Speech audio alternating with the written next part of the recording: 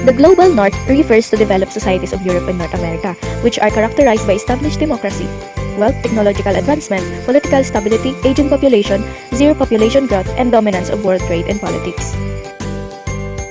Global North are composed of countries which are United States, Canada, Western Europe, developed countries in Asia, Australia, and New Zealand. Now, let us define Global South. Global South is less economically developed countries or LDCs, defining the South as developing or poor countries. Here are the countries that belongs to Global South, which are Africa, Latin America, India, China, and Middle East. These are the major differences of Global North and Global South. Global North is fully developed countries, less population, high wealth, high standard of living, high industrial development industry, while the Global South is less developed countries, high population, low wealth, low standard of living, and low industrial development industry.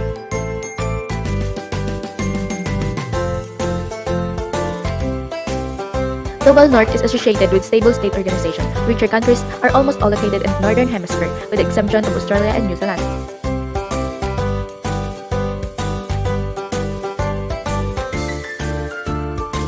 The Global South is poor because they were coercively integrated into the European economic system, only as producers of raw materials or to serve as repositories of cheap labor, and were thus denied the opportunity to market their resources in any way that competed with dominant states. The gap between the North and South. Despite very significant development gains globally which have raised many millions of people out of absolute poverty, there is substantial evidence that inequality between the world's richest and poorest countries is widening. However, inequality within countries has also been growing, and some commentators now talk of a Global North and a Global South, referring respectively to richer or poor communities which are found both within and between countries. There are many causes of inequality like the availability of natural resources, Different levels of health and education, the nature of a country's economy and its industrial sectors, and their national trading policies and access to markets, how countries are governed in international, relationship between countries, conflict within and between countries, and countries' vulnerability to natural hazards and climate change.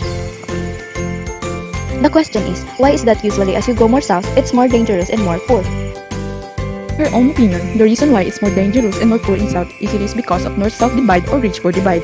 Like as we can see in the South part of the world, we will notice the countries that includes low socioeconomic status and includes political divide. As about she read in one article, it says that the South had only $3 or $1,000 capital wealth in a day. She said, can you imagine how much capital can they only have in a month or a year? That's why South is poor, and when it comes to safety, South is opposite of North. South can have many public servants who can have safety to them. In some different countries in South, it is legal to kill to make a food because of severe starvation, so that it is really dangerous to go South.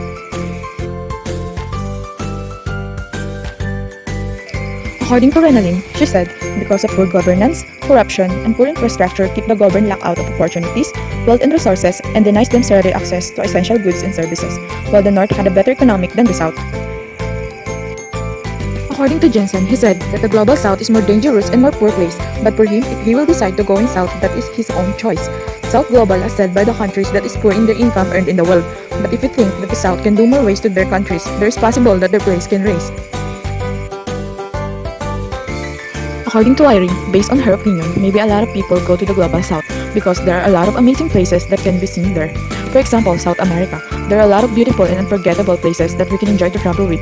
So that way, maybe there are more people encouraged to live in that place. So the population is increasing, which is it can affect to the country, and because of their doing, the country where they trying to travel or live is gonna making more poorer.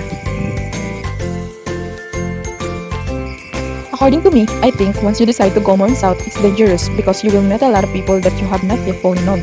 So there is a possibility that you will be fooled by others. So accept the fact that they are doing that because for their own needs.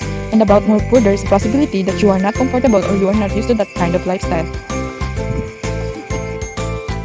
South unfortunately a reputation for being a violent and dangerous country. South has notably high rates of murder, assaults, rapes, and other violent crimes. Number 2, widespread poverty. Poor families and single parents are often left with inadequate resources to raise healthy, well-adjusted children. These vulnerable young people are more likely to fall into the life of crime. There are high levels of inequality in South, with poverty, employment, social exclusion, and marginalization as common issues.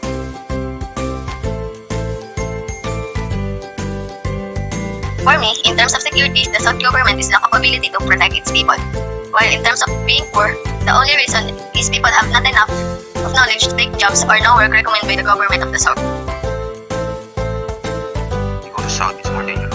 more dangerous in South because there are more uneducated people than the North countries. Some of those uneducated people usually commits crime for the source of living. So that's why it's more dangerous in South countries than the North.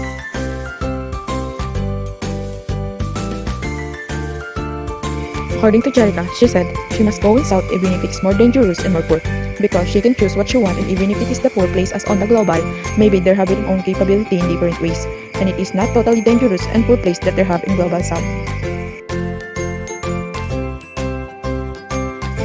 According to Everly, she said because there are more population in the global South and also they are less disciplined by their government. That's why it's more dangerous to go there because of low well-managed people. According to Charles, he said it is dangerous to go south because most of the countries that belong to it have a lot of crime going on due to poverty. South has a notably high cases of murders, assaults, rape, and other violent crimes. It says that according to study, it is their necessary way of life. They also commit crimes because it is their way to earn for living.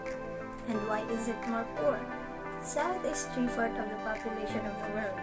5% of the population in South has enough food and shelter. It lacks of appropriate technology. It has no political stability. It has widespread poverty.